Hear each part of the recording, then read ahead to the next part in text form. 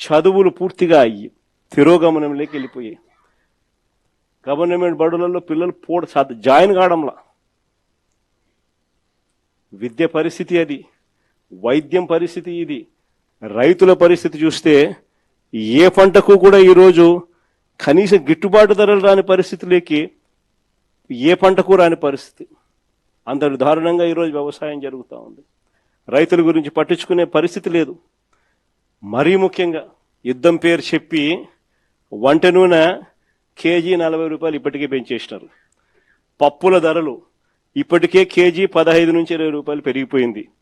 ఉచిత గ్యాస్కు దిక్కు లేదు. కానీ ఈ మనిషి ఈరోజు గ్యాస్ కొనాలనుకున్నా కూడా బ్లాక్లో 2000 ఇస్తావా 3000 రూపాయలు ఇస్తావా అని చెప్పి అడిగే పరిస్థితిలోకి ఇప్పుడే వెళ్ళిపోయింది.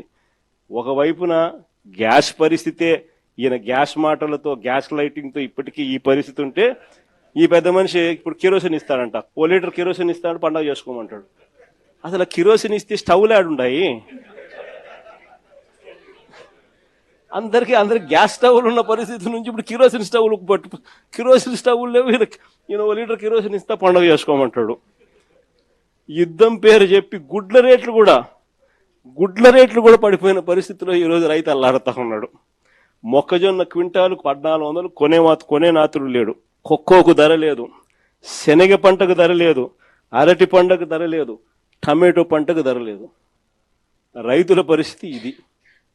అయినా పాలన మీద ఏమాత్రం ధ్యాస లేదు.